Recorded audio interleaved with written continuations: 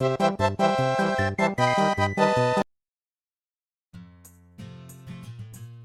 my Saturday is half over, but it really feels like it's been going on too long. So Yuri came over this morning like we agreed, and our time together was... interesting. She was acting kinda weird when she came over, but eventually she mellowed out, and we were having a pretty good time. Though we kind of had an awkward encounter. That ended with her freaking out and running off crying. I really wish I knew what was going on with her. I want to help her with whatever is bothering her, but I don't know how, rather, if I don't know what it is. At any rate, Yuri's supposed to come over this afternoon, so I don't really have time to go talk to Sayori. She left her bag when she ran out, so maybe I can use that as an excuse to talk to her later. I grab a quick lunch and tidy up my room some more while I wait for Yuri. I sit in my room waiting for her until I try to sort out everything that just happened. As I try to piece out everything together, I notice the time. It's well past time for Yuri to be here, yet I haven't heard a knock on the door, nor have I received a text. I wonder what could be keeping her. I glanced up my upstairs window and I found my answer. Yuri is standing in the front door, not quite on my porch. She has two bags on the ground next to her. One of those appears to be for the decorations we are preparing. I'm not sure what is in the other one. I decide to sit and watch her, see what she will do.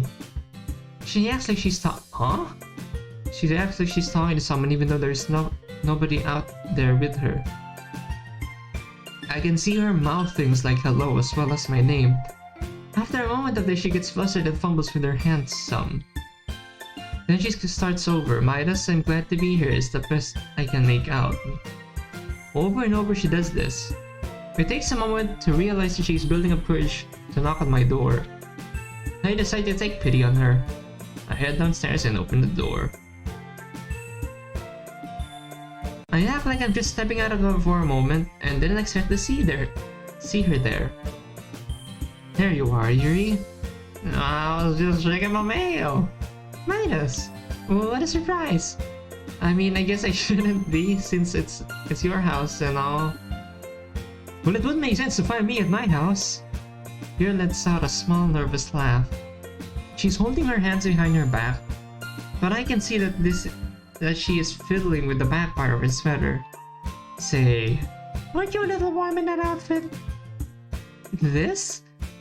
I'm a bit cold-natured, and I wouldn't want to inconvenience you by dictating the temperature of your house. So I decided to dress warmly just in case. After all, if I got too warm, I could always take layers off. Huh? Wait a minute, huh? What do you mean?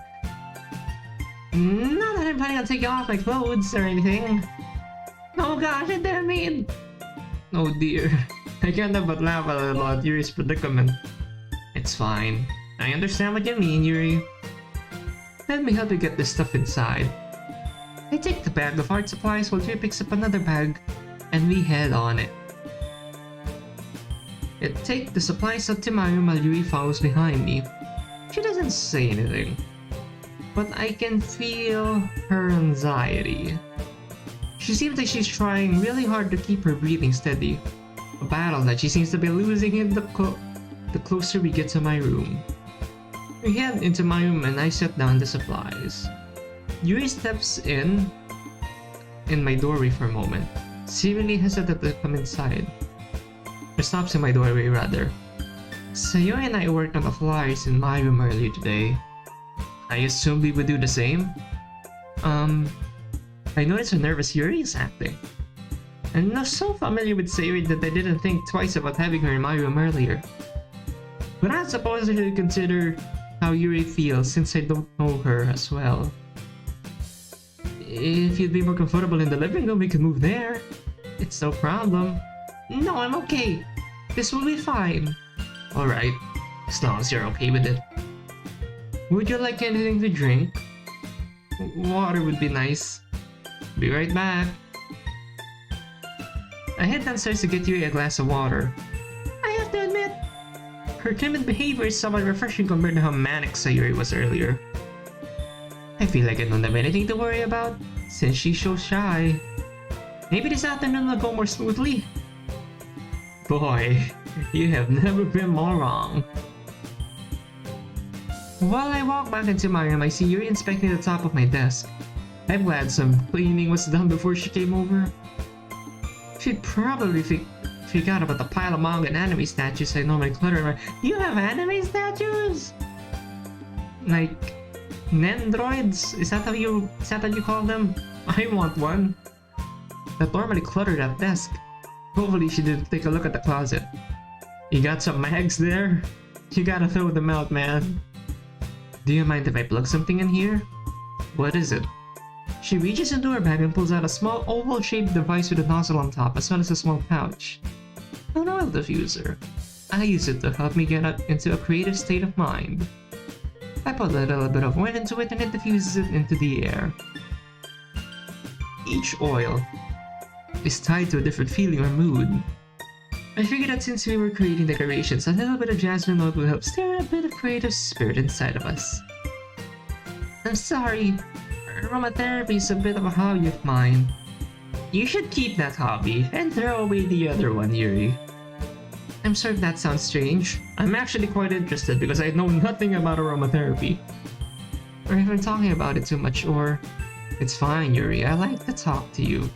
I like hearing you talk about things you like, rather. Go ahead. I know I could use all the creative help I can get. Okay.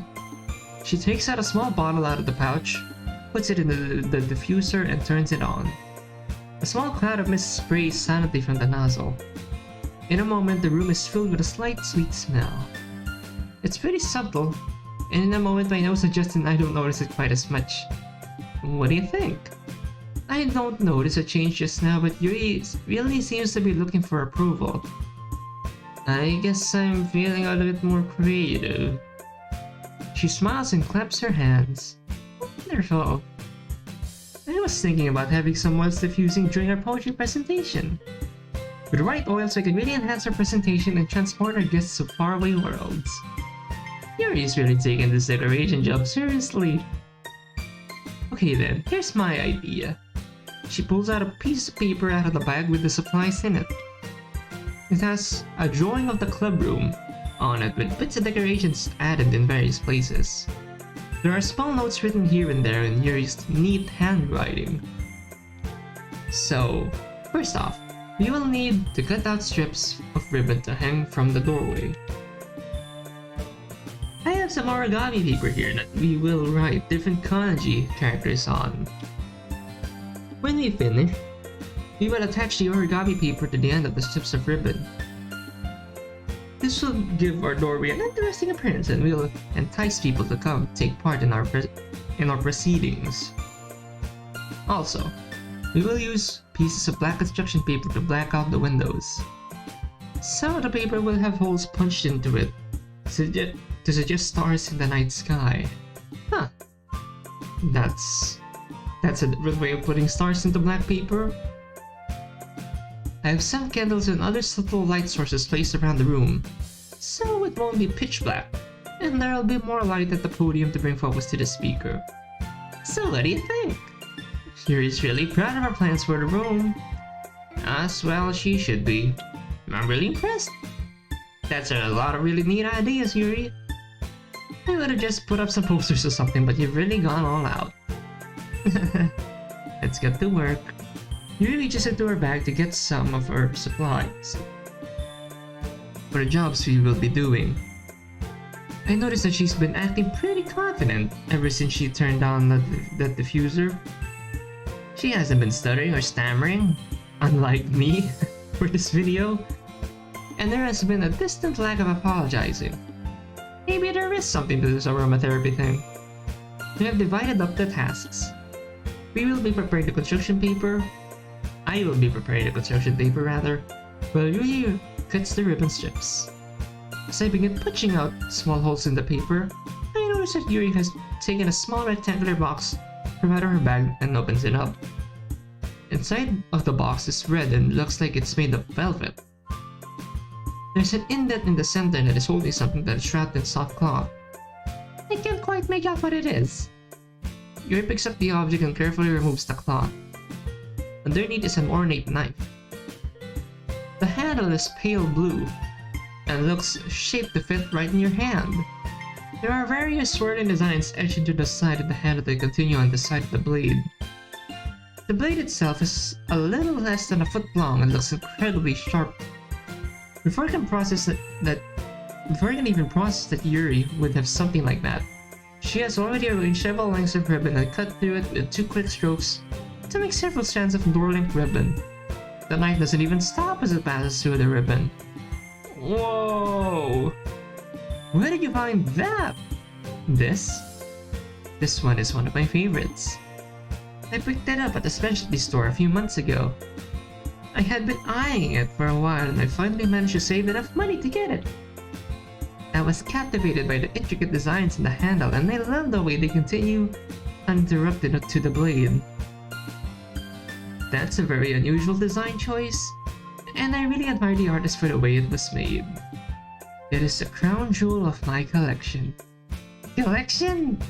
You own more than one of these?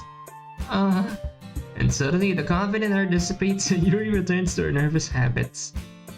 I own several. She suddenly becomes quiet. I know it's an unusual thing to collect knives, and it has led to some unfortunate rumors about me, but it is something that I enjoy. There's something about them that entices me. Perhaps it is a combination of beauty and danger? Just like you, Yuri? I just like looking at them. You don't think I'm strange now, do you? I just don't know if I could. She's getting really upset. I can tell that this is something she doesn't share with a lot of people. I'll admit it's kinda strange to have a hobby like this and I don't really understand it.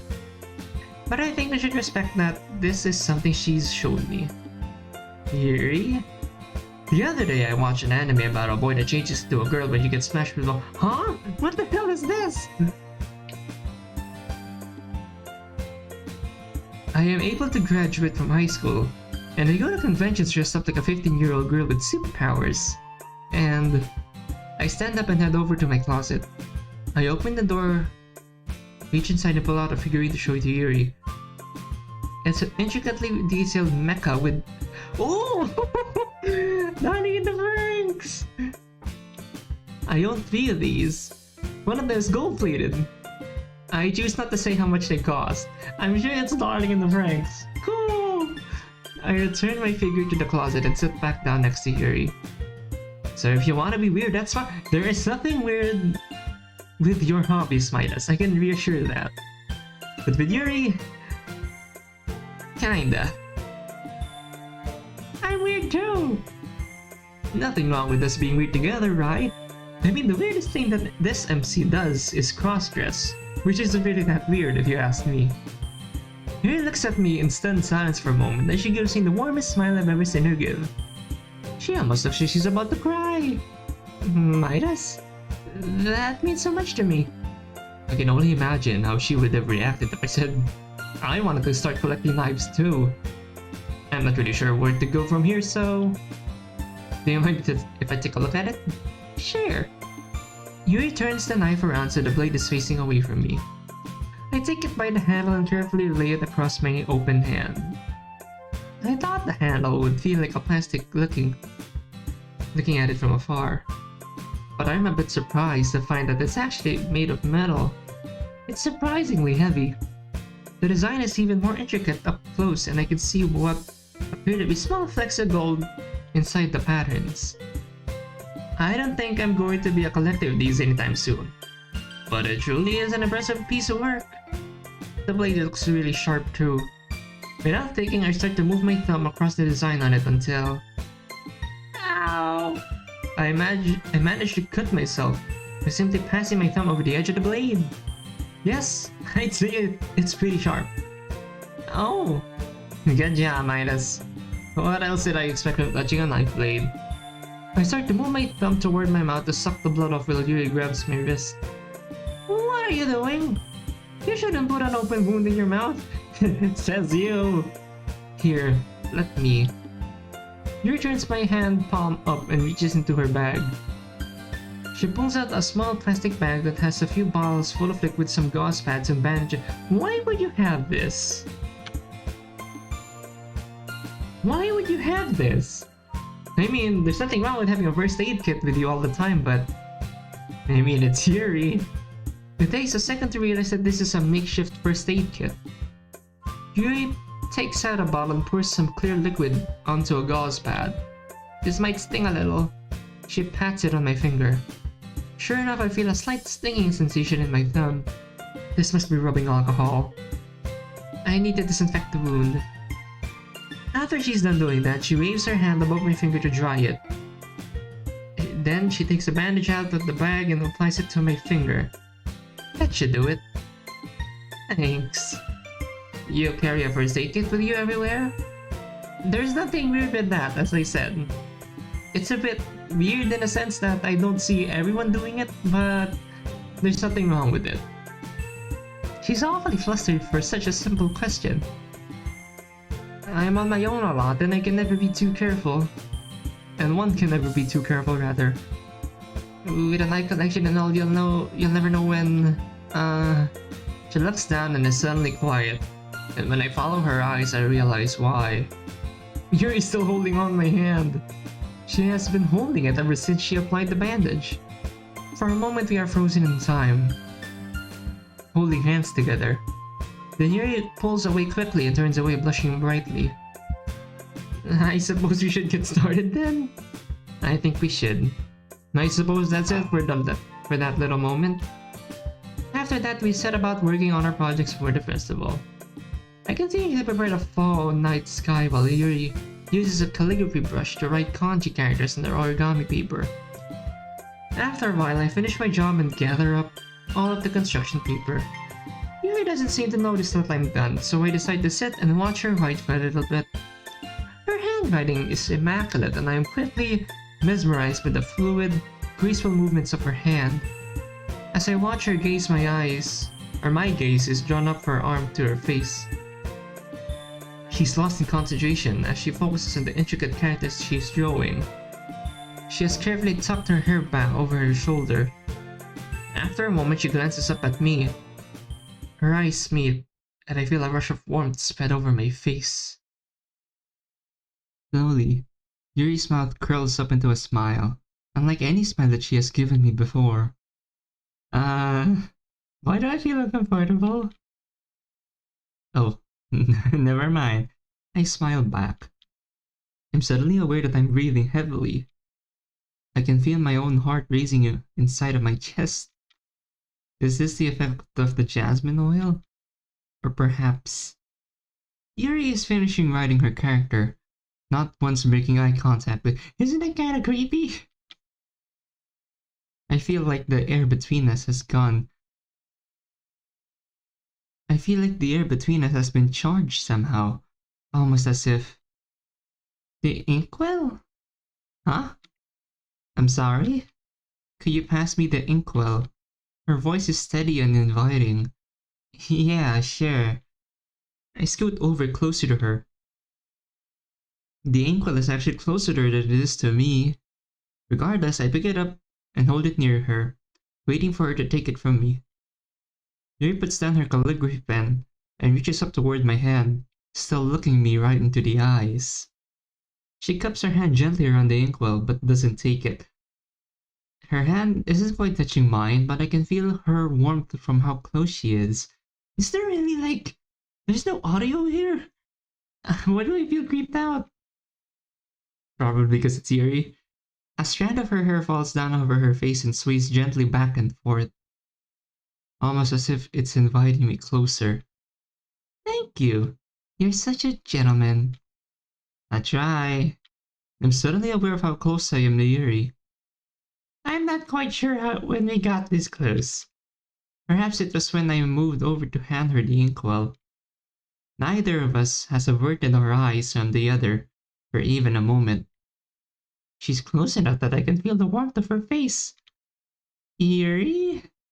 Her eyes narrow slightly as she moves closer to me. Yes, Midas? Her eyes narrow and then suddenly her eyes just blot open. I can feel her warmth breath beneath my lips as she says those words. Maybe it's my imagination, but I swear her eyes glance down at my mouth for just a second. Yikes. My head is swimming. It's getting harder to think straight. What did you put in that diffuser? Is it the diffuser at all?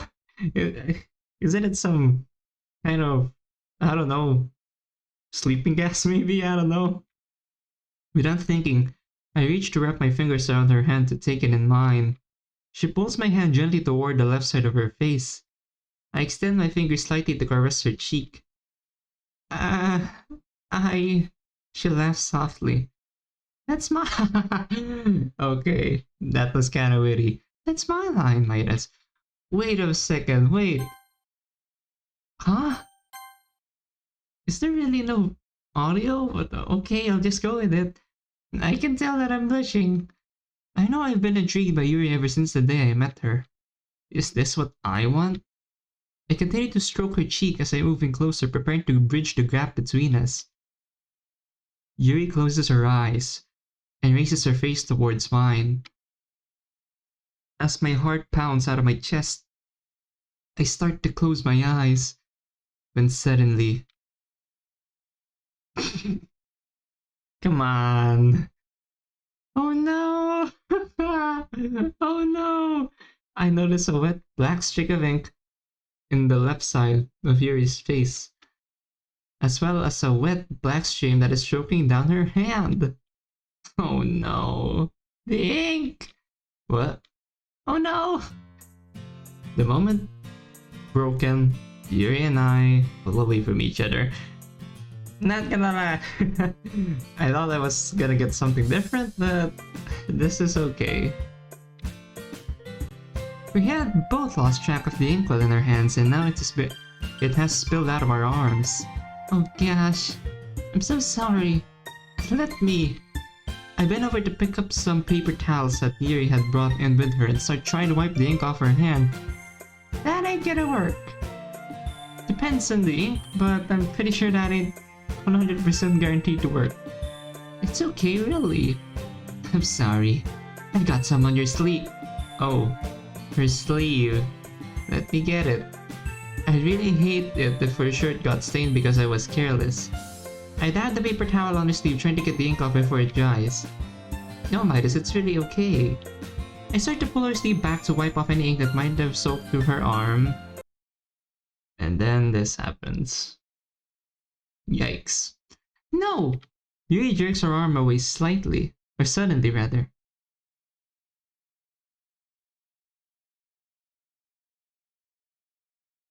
Yuri jerks her arm away suddenly. She looks at me with genuine fear in her eyes. Not her normal, shy look, but a look full of terror. What did I do wrong? Why is she suddenly so afraid of me? Yuri? I'm sorry. I didn't mean... No, it's alright. I was just worried that the paper towels would make a bigger mess in your room is all. Why don't you go get some washcloths? Sure thing. I stand up and head out of my room toward the bathroom. I take a moment to wash the ink off my hands, then I return to my room with 2 wet washcloths. I hand one to Yuri so she can clean off her shirt. I'm not so sure what she got so jumpy about, but I figure she probably wants to clean her own clothes herself. I take the other washcloth and start cleaning up the spilled ink from the floor. Luckily, none of the ink got onto the origami paper. I managed to get most of the ink off of the floor. There are still a few spots, but I figure I can get those out with something stronger. Yuri's got in her sleeve mostly ink-free. I'm wondering how much pain Yuri felt there. Depending if her wounds are... Yeah. I'll need to get in the wash as soon as I get home, but I don't think it'll stain. That's a relief. In more ways than one, because I have a feeling ink into your wounds isn't really good. You've still got a little... Here's still a small black mark on her cheek. You mind if I get that for you? I figure I should probably ask before what happened. after what happened a moment ago. While I'm prepared for an extreme response, Yuri answers softly and reassuring. Please. Okay, here it is. Still adorable after all these years. This is probably the first time I've seen it again. Huh. It's adorable. I take the washcloth and rub it over the spot on Yuri's face. The ink wipes off clean after just a few passes as I start to pull my hand back. Before I can, however, Yuri reaches up and holds my hand on her cheek. Could you please, just a few moments more? Your hand, it's so warm. Didn't MC use hot water for this? That's a big change from a few moments ago. Yuri closes her eyes and holds my hand on her cheek. So many timeless moments in one afternoon. I'm not sure how to respond to that. After a while, she loosens her grip on my hand and we finish cleaning up. We pretty much finished our task, so we gather up and supplies into the bag Yuri brought them in. She also gathers up her diffuser and her knife. We stand and I walk her down to the front door. We're walking toward the front gate when Yuri stops and faces me. I wish I could stay longer, but I need to get home to make dinner for my mother. I can tell you how wonderful this afternoon has been. You tell me, Yuri. I wish it didn't have to end. Don't sweat it. If you want, we can get together sometime to do something. Something else. Preferably something that doesn't involve spilling ink. I laugh a little at my own joke, but Yuri just smiles warmly. Midas? I don't know if you understand what you've done for me. The tone of her voice is soft but serious. It's hard for me to be around other people. Social interaction is a mystery that, quite frankly, I've never been able to fathom. I've always imagined that I would be alone for the rest of my life. But then you came, like a white knight on his horse. And when I'm with you, the mystery finally makes sense. The fear, the anxiety, you chase it all away. You're my muse, Midas. Doesn't wait, muse applies to girls, right? And then escort is to boys. I don't really know. Please feel free to correct me. You are my pillar of strength. You are the cry of my heart. Jeez. It was just an afternoon making decorations. Midas? Yeah, Yuri? No, not this way. Declarations like this should be more public, don't you agree? Huh? Just like in a book. Yeah? The festival then. I'm going to write you a poem. I'll write you a poem and read it at the festival. Please, won't you look forward to it? Yeah, I guess I can do that. Very well. Farewell, my knight. My opinion on public confessions. Please, if any of you are watching, I can reassure you, it doesn't end well mostly. There is a 99% chance you're gonna look like an idiot. Because, I don't know about you, but let's put it this way. I'm a guy. I'm asking out the girl I like. And then I ask her out publicly. But the problem is, she doesn't like me. So, if she answers yes to me, she'll get pressured. And I don't really mind if the girl that I like doesn't really like me. I mean, love's a two-way street. So, if she doesn't swing my way, then it's alright. We can be friends. I don't mind. But if she says no, it's also bad because, well, she's gonna look like an idiot. She's the one that's gonna look stupid because public opinion, oh, you're so heartless, you rejected this public effort, public shown effort. She's gonna look like a villain either way, so that's in a scenario where a dude like me asks a girl, but It works both ways, trust me. Well, that was interesting. I wander back into my house suddenly tired after the day's events. Both Sayori and Yuri were acting pretty weird today. Is it me? Why am I suddenly the center of everyone's attention? I grab over some leftover pizza from my fridge and head back up to my room. No sense in getting all my stuff back out since Natsuki is coming over tomorrow. Surely she'll be more level-headed, right? Oh boy. I decide to browse the internet while I eat my dinner. After checking out the latest anime news, a thought crosses my mind and I pull up the Google search engine. Let's see.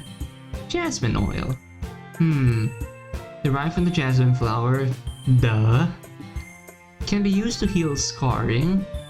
Used to relieve stress, ease depression, and... Huh? Ew. Huh. I gotta double check on this. Aphrodisiac? Known for its libido? Libido? I don't really know how to pronounce that. Known for its libido enhancing qualities, the jasmine flower is sometimes called the Queen of the Night. Spicy! Okay then. Yuri, you naughty girl!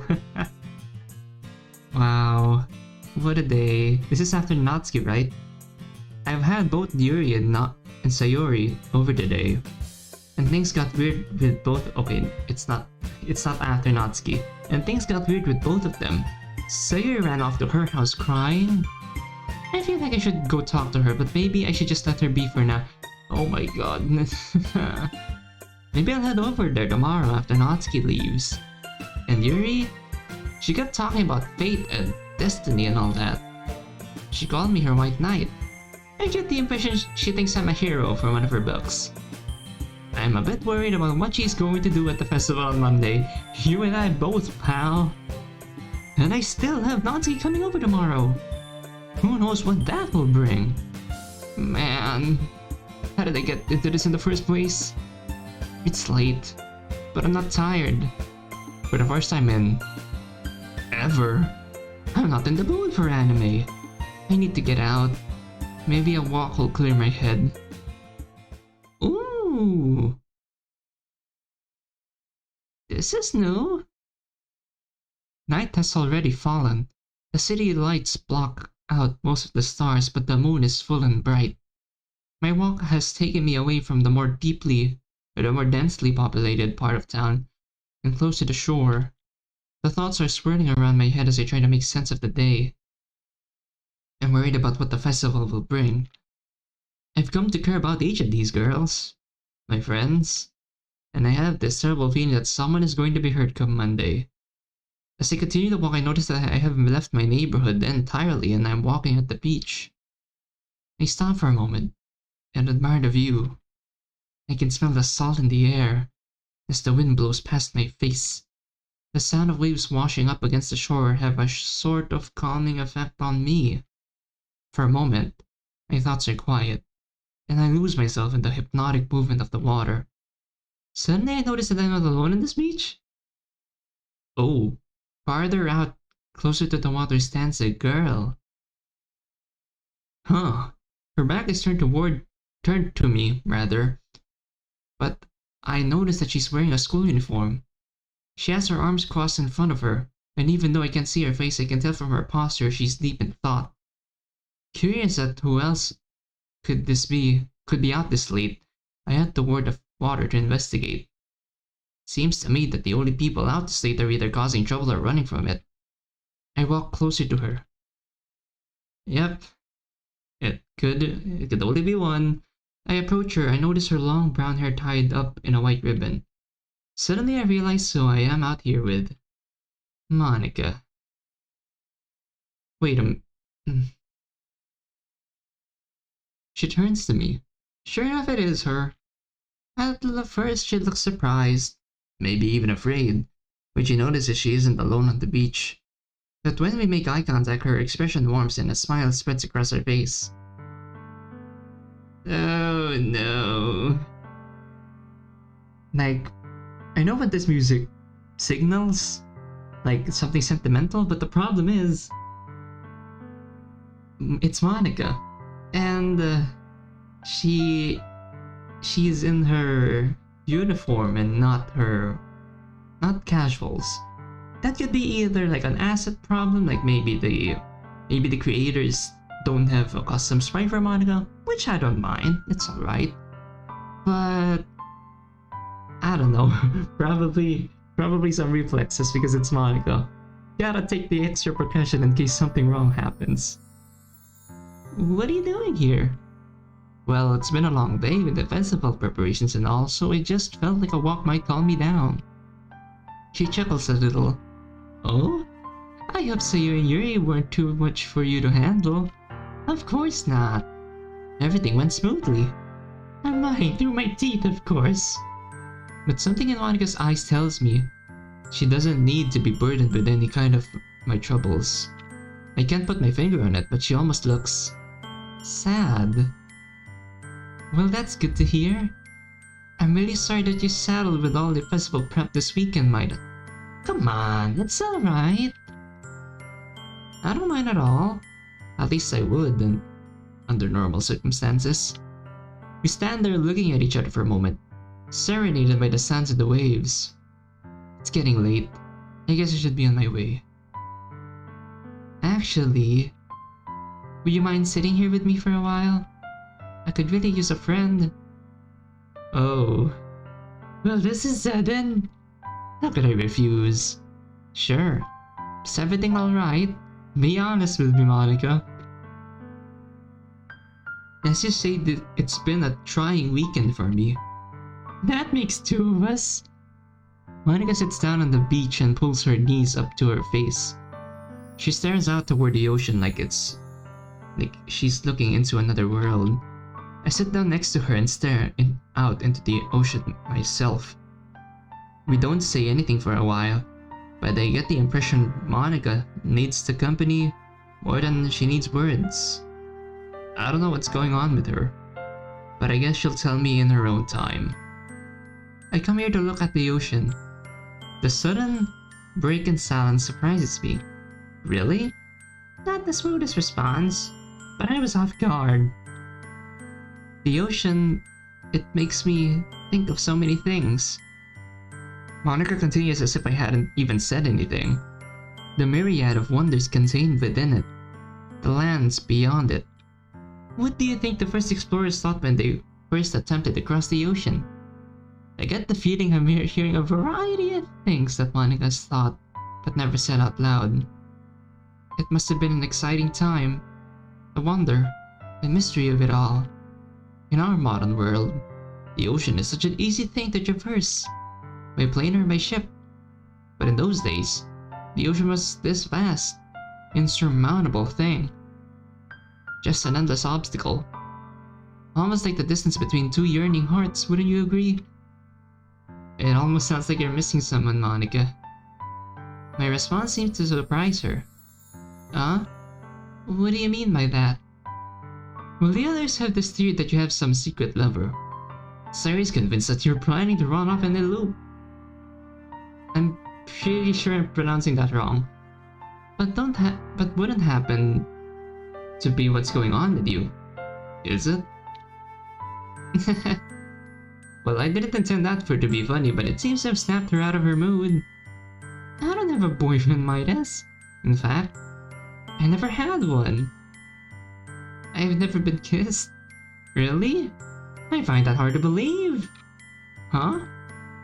And what is that supposed to mean? Uh-oh. I didn't mean... Don't worry about it. I'm just teasing you. I realize I'm popular with the guys, but I've never really had time for a relationship like that. I'm not actually very good at relationships in general. My family moved around a lot when I was younger. I never had the same set of friends from year to year. So I guess I never really learned how to hold on to a long-term friendship. Instead, I just focused on my studies and my writing. I knew that I would have those no matter where I went. Wow. I never knew that about you, Monika. I'm sorry. Monika then smiles at me. Don't be sorry for me. I know I missed out on some things, but I have no regrets about the life I've led.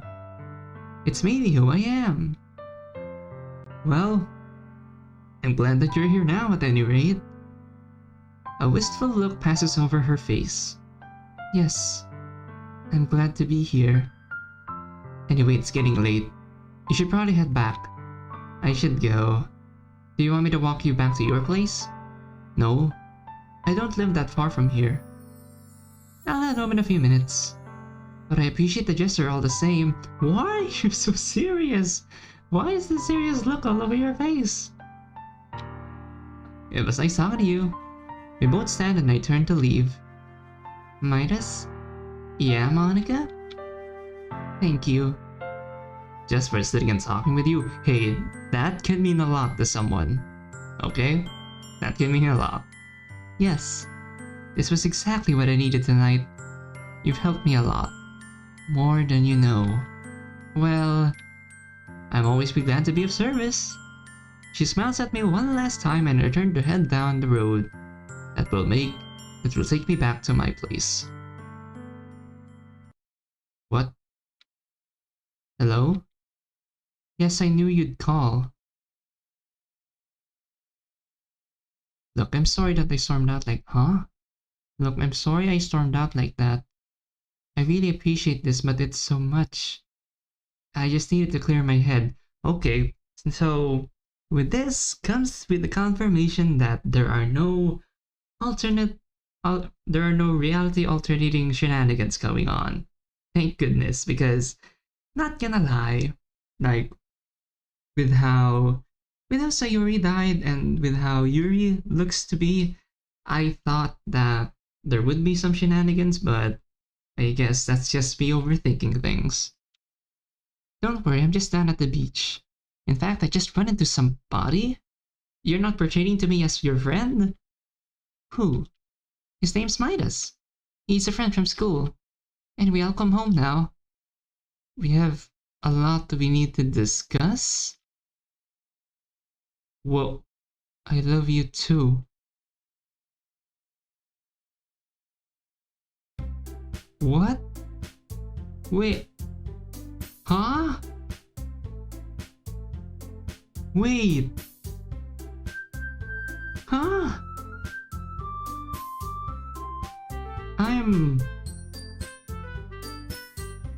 What's the deal with that? What? Who could that be? Oh my goodness. Midas? Where are you? Yuri? Are you going to deliver your final poem? You've already been up here twice today and your delivery is amazing. You really represent the club well. I think everyone is impressed with how articulate you are. But things are winding down, and you really need to give one last performance. Monika, I can't. Oh, wait. My mind's all fuzzy. We're now at the festival. I'm waiting for him. He needs to be here before my final poem. I want him to hear it. Yuri? I don't know if he's gonna make it. What? Why not? Well, something came up with Sayori. Sayori! Ugh. How dare she monopolize this time? She should be here helping us. Instead, she spirited away. She spirited Midas away like some sort of siren. I know you're upset, Yuri, but you really shouldn't be so hard on her. Please. Especially not today. Well, next time I see her, I plan on giving her a piece of my mind. I sincerely hope you do, Yuri. More than you know. Oh, there he is. Oh no. Now and forever. Monika, I'm ready. Alright, break a leg, Yuri. Midas, come over here. Oh no. We don't even get to see them? Like, okay. Good afternoon, everyone.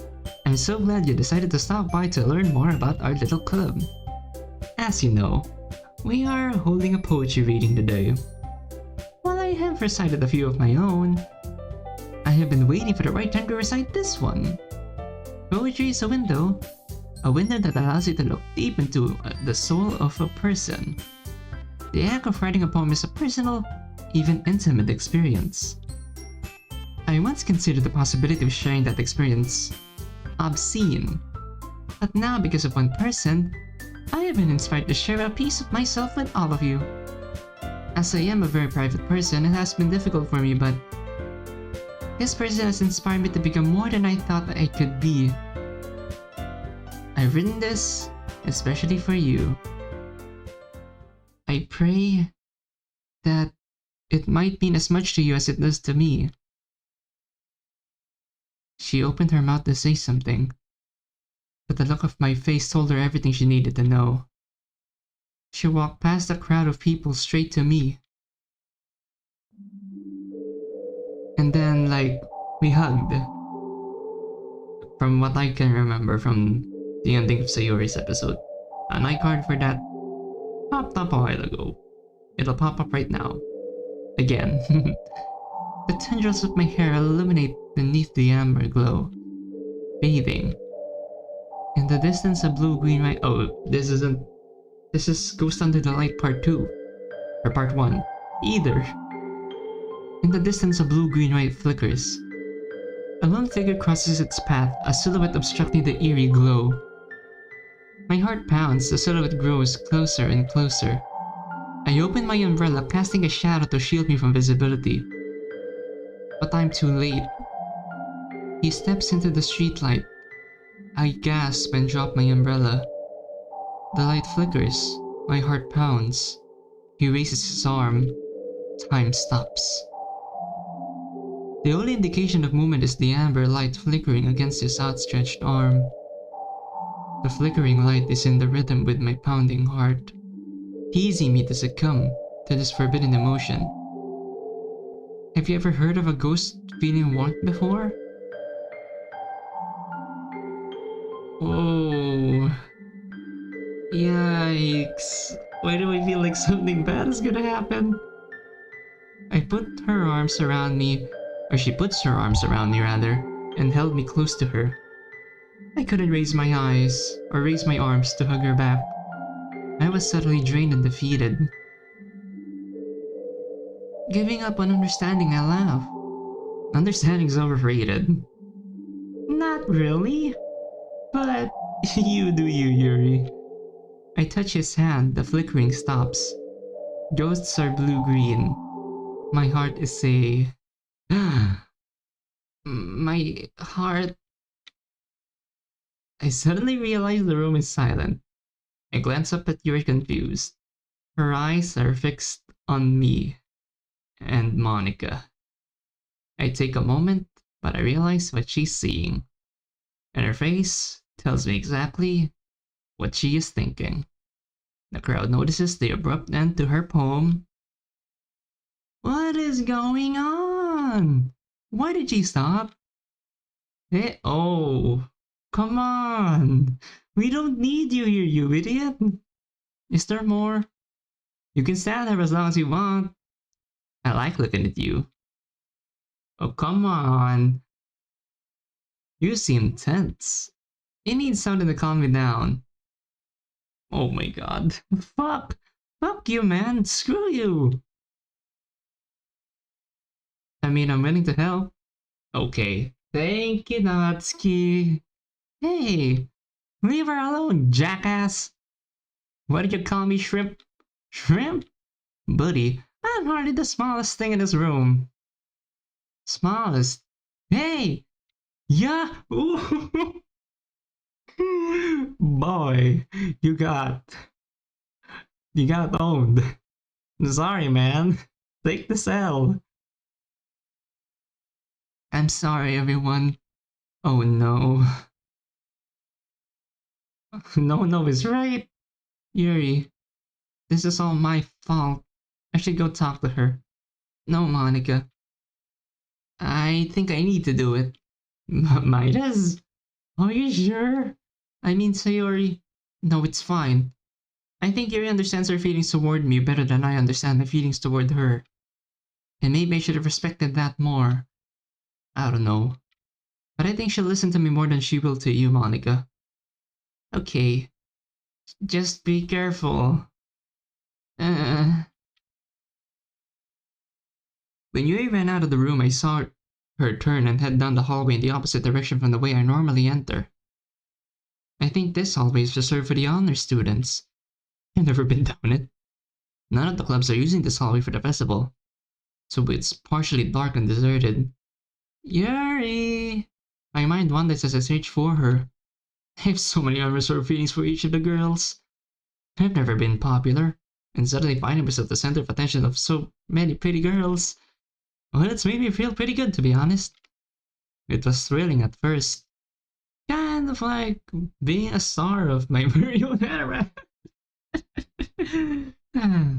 Someone should really do that. Like, it's full-on harem. No tragic backstory. Just pure harem. Is there a mod like that? I'm willing to check that out if there is. Or a dating sim. But isn't this this whole DDLC started off as a parody of those dating sims? But I've spent time with them. As I've learned more about who they are, I found that I care about each of them deeply. And now I'm afraid I've hurt Yuri simply by knowing her. Just like Sayori. Wait. I think we should take note of this. This last 3 lines. I push thoughts of Sayori out of my head. I can't think of her now. I have to find Yuri. Yuri! Please, I just want to talk to you. As I turn yet another corner, I hear a soft voice nearby. I can't really make out the words. Oh. I can only understand the only one I can hear clearly is stupid. But the voice definitely belongs to Yuri. As I move closer, I can hear muffled sobs in between the quiet words. My heart sinks. I hesitate, and consider we should maybe leave her be. That's the last thing that we should do right now. Perhaps it would be best if I give her some space. But suddenly I think of Sayori again. Thank you! I turn to the corner slowly. Yuri, it's me. Listen, I really want to talk.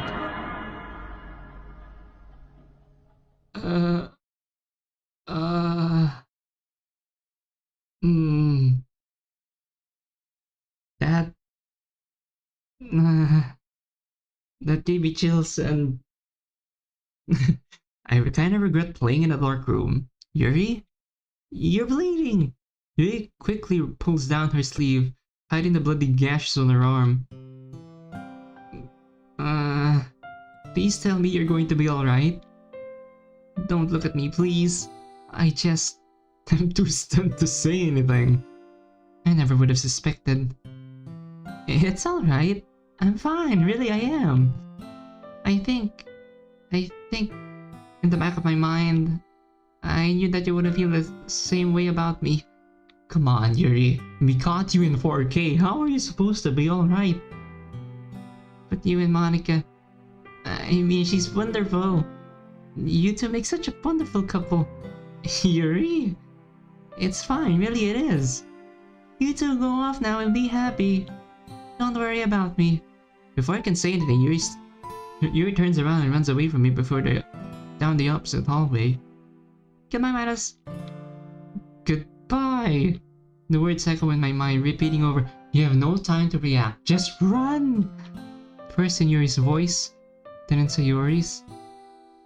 The noise swells inside my head. A symphony of chaos and anger. Anger? I feel faint. I steady myself by putting my hand on the wall. Yuri? Sayori?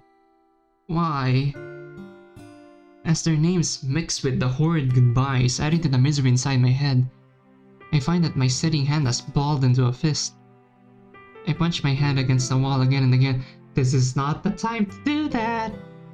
Lightly at first, but stronger with each blow, until my knuckles sear in pain. and the small spot on the wall I've been punching now bears the imprint of my fist. Well, that's kinda strong of you.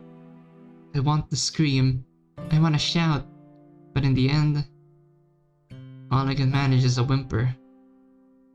Why? Why am I cursed like this?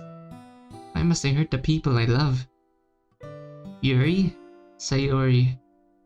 I've caused you both so much pain. I slumped to the floor in a crushed heap. And now, I've lost you both on the same day. Alone in my self-loathing, I close my eyes, praying for a comfort I know I won't find.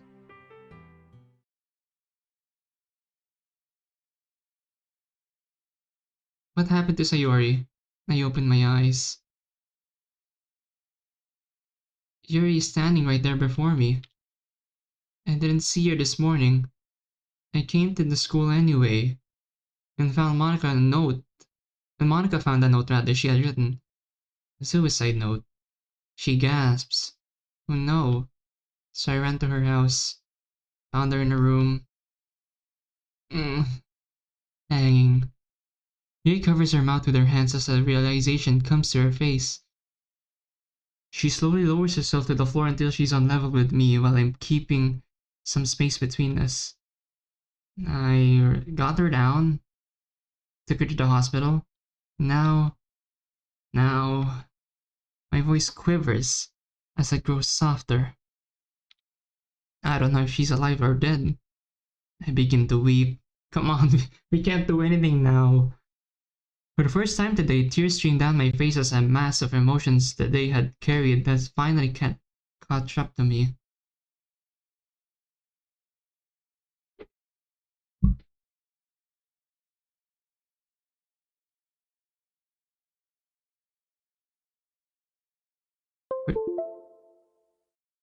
For the first time today, tears streamed down my face as the mass of emotions the day has carried finally caught up to me. For the first time today, tears streamed down my face as the mass of emotions the day has carried finally catch up to me. Yuri sits silently and watches me. I'm slightly aware of her actions.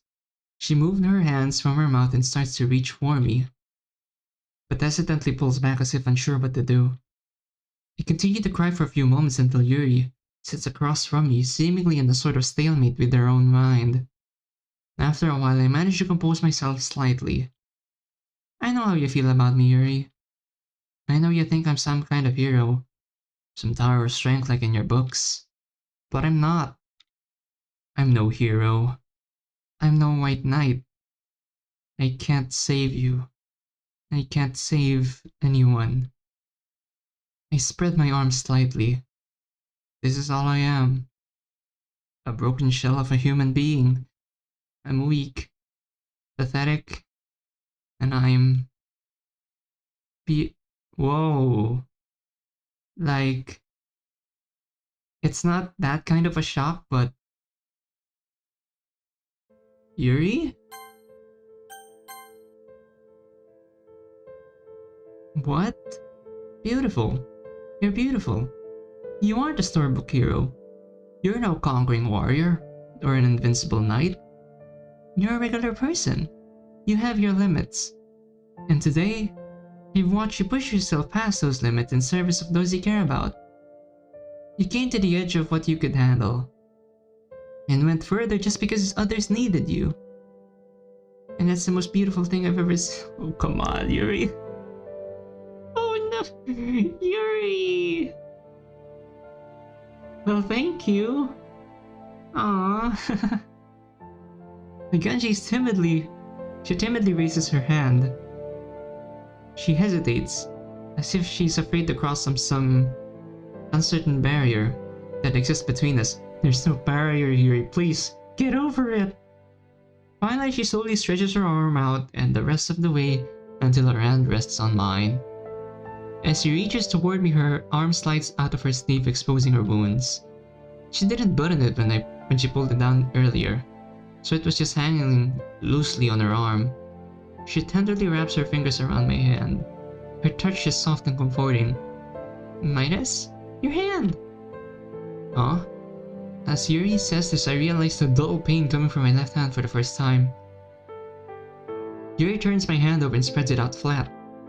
There are several small gashes. What the hell were you punching? Like, I know you punched the wall, but did you take a jab at the window pane too? Oh, I realized that they came from Sayori's glass butterfly when I smashed it on her desk, and you were punching the wall. Ugh. I'm now bleeding from the wounds. I must have pushed the shards in deeper when I clenched my fists up until now.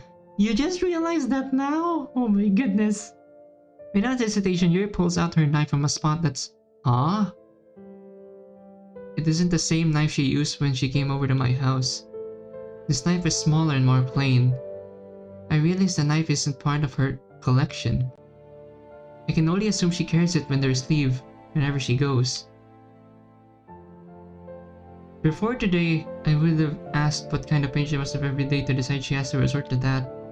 But now in my numb state, she also produces her for... Ah! Oh my god. I felt nervous. I thought she was gonna do it right here. Like some sort of sick joke. Like, we're having this sweet moment and then she just jabs herself. She also produces her first aid kit.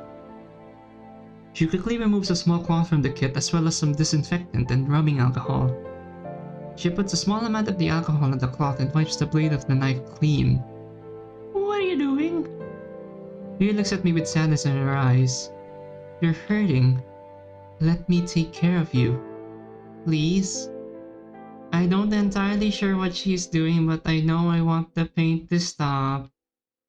I nod and Yuri continues. She gently rubs one of the wipes across the palm of my hand. Again, I feel this familiar stinging sensation, and the glass shards are deep within our hands.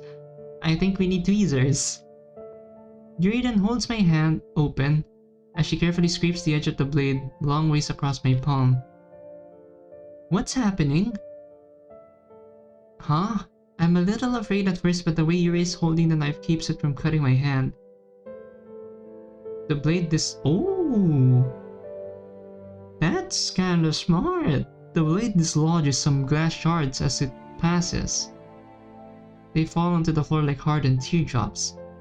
Yuri passes the blade over my hand 3 times.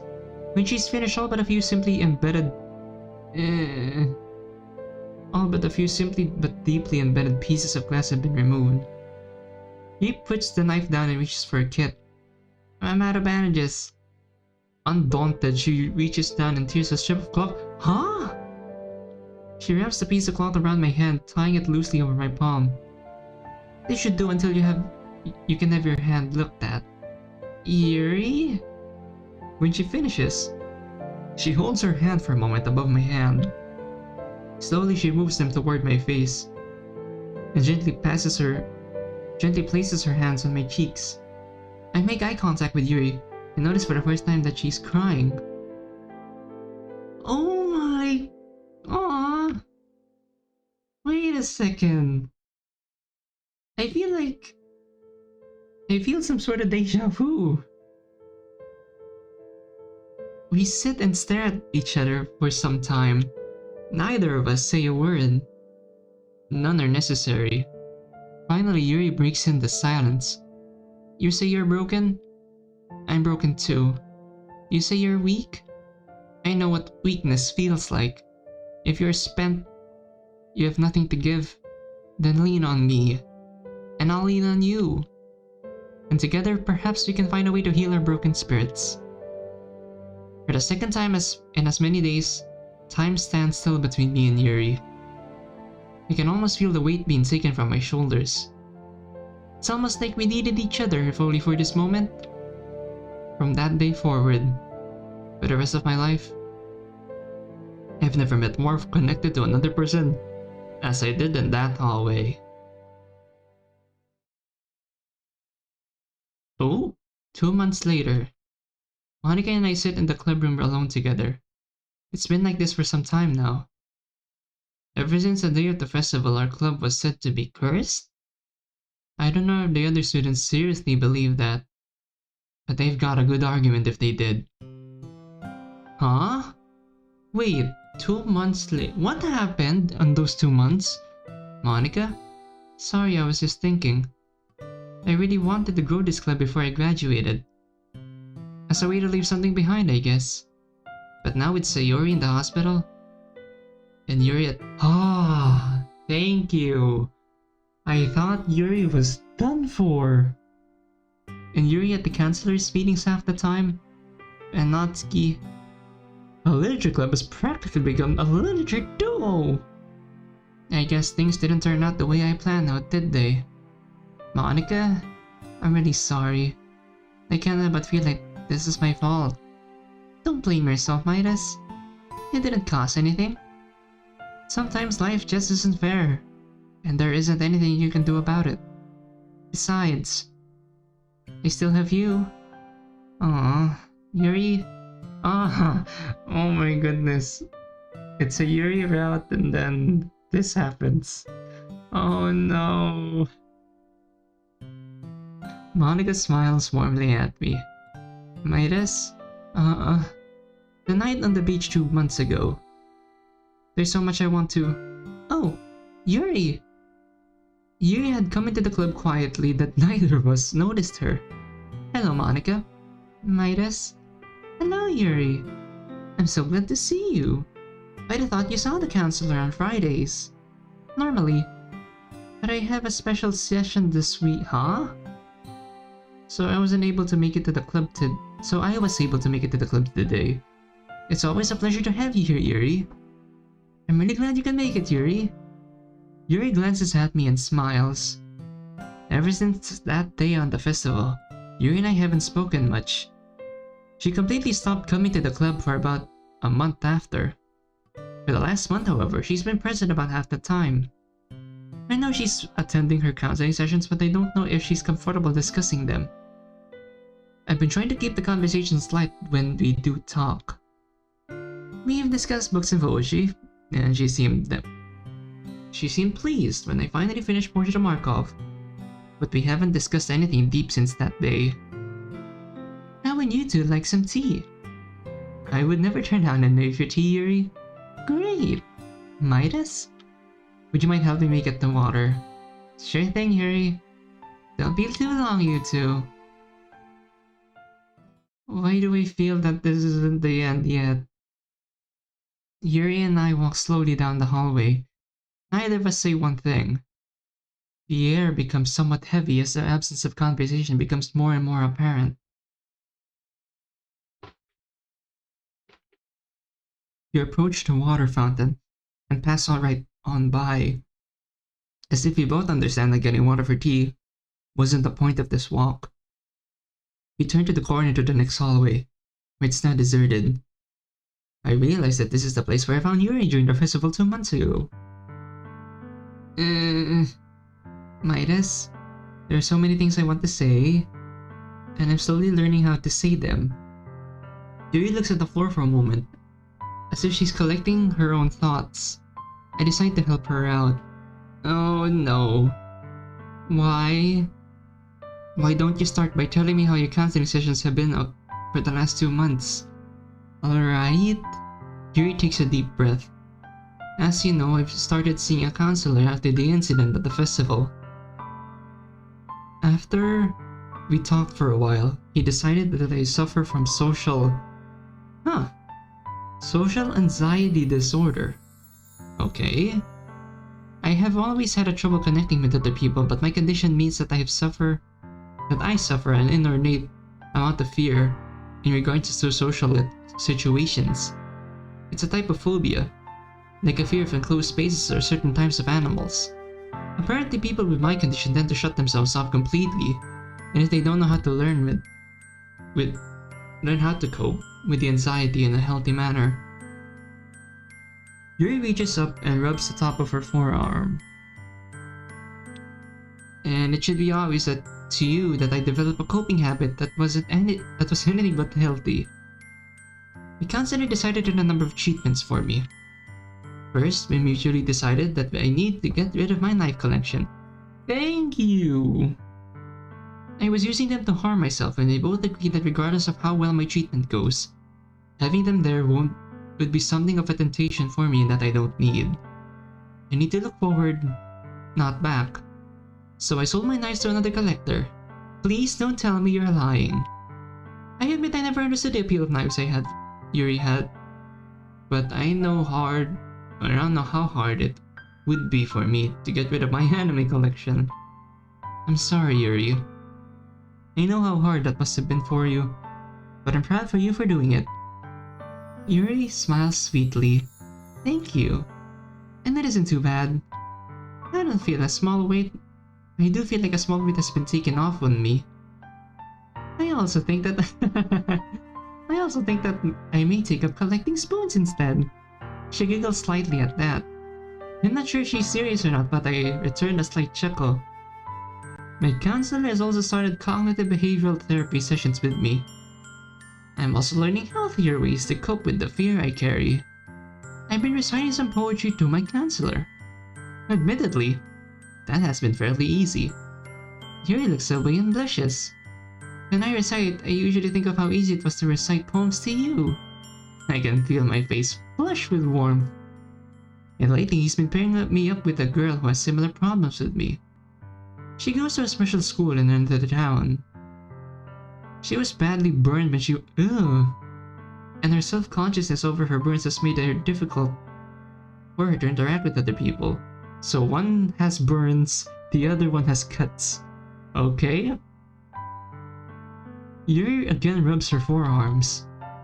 I guess she and I are both scared and scarred. But our counselors thought that it would be good for us to have group therapy together. Our first session was somewhat awkward. Neither of us spoke much. But slowly we've opened up to each other. Oh, cool! She taught me how to play chess, and I've shown her the wonders of a good cup of tea. Care for a round, Yuri? I'm down for a round of chess with some tea. I feel like I may have made a new friend. Yuri beams with pride. That's awesome, Yuri. You sound like you've made some great strides these past few months. Yuri continues to smile at me. You've always been so kind and supportive. And that's why I feel I owe you an apology. You don't need to apologize for anything, Yuri. Yes, I do. When we met, I quickly developed feelings for you. I didn't completely understand those feelings. I'm still comprehending them, to be honest. But due to my lack of understanding, I placed you on a pedestal that was too high for anyone to climb. I made you into a perfect vision of I wanted you to be, and that wasn't fair to either of us. I'm truly sorry for that. Yuri, like I said, there's nothing to apologize for. I've also been coping with feelings that I don't understand. Sometimes I think, and if I had been less confused about those feelings a few months ago, everything would... Don't say that. Yuri quickly reaches out and takes my hand in hers. Her touch is more firm than it was before. I'm surprised by how confident she is right now. She glances away for a moment and blushes, but she doesn't remove her hand. Wait, sorry. I truly believe that our hearts beat in tandem. Ever since at the special moment we had 2 months ago, I could believe nothing less. I don't know if that means that we are destined to each other, or if that means our paths have simply crossed for now. But whatever the future holds, I'm a better person today because I have met you. Never forget that. Aww. Why, thank you. I never admit it out loud, but I'm actually fighting back tears. I can't cry, of course. This is beautiful. Thank you, Yuri. I have a tough guy image to maintain. She then releases my hand and reaches into her bag. She pulls out a package wrapped in blue paper? I don't feel like this is... Huh? I don't feel that this is right of me to pursue a closer relationship with you, Midas. I'm finally learning who I am, and I feel that I have a ways to go before I would be ready to ask that. But I don't want to be completely apart from you either. This Saturday I'm going to the beach. Okay. My counselor feels that this would be a good exercise for me, now that I've been progressing. Okay, so we shouldn't go to the beach, or maybe like she just wants to be alone, so we'll give her that. I'm supposed to be alone to learn more about myself, but she wants us to be with her. A sly grin spreads across Yuri's lips. I think I found a small way to cheat, as it were. At noon on Saturday, open that package and follow the instructions. Okay. I think you'll understand then. She hands me the package and I agree on her terms.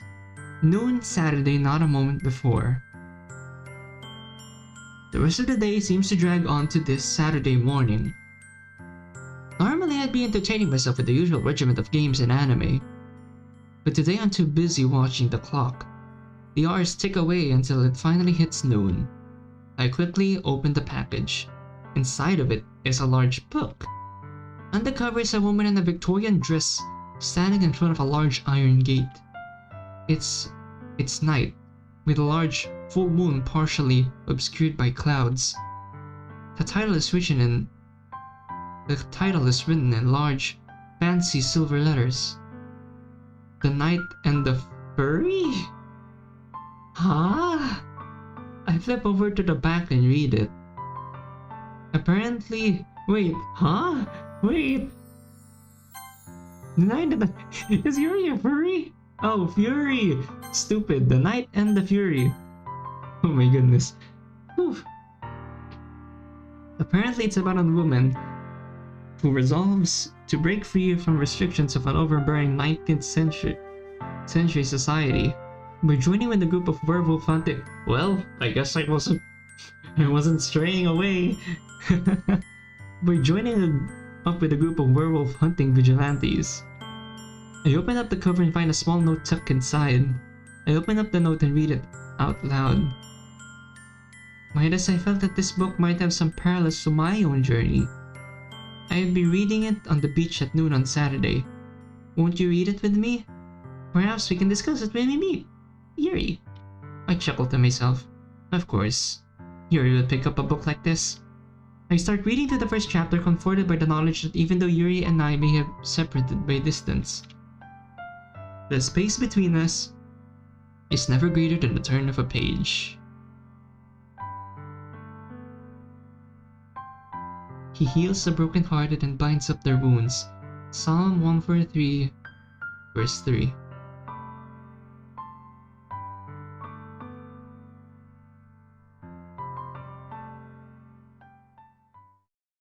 Wow.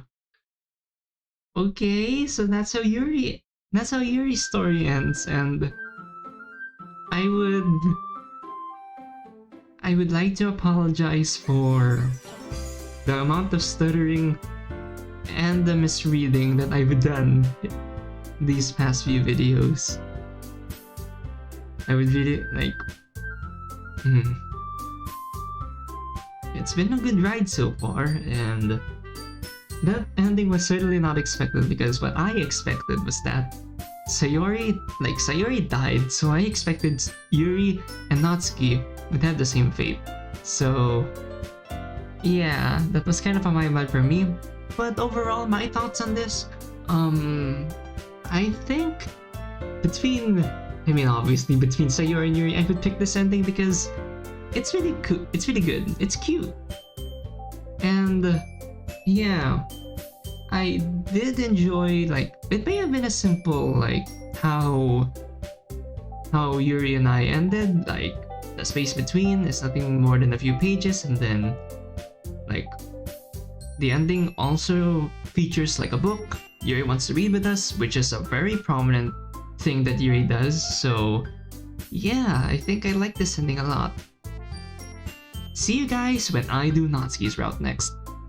I do want to apologize once again for the amount of misreading and stuttering that I've done for the past two videos, so yeah, leave a like if you enjoyed, subscribe if you haven't already, and share this video with a friend. And as always, thank you for watching, have a good day, and goodbye.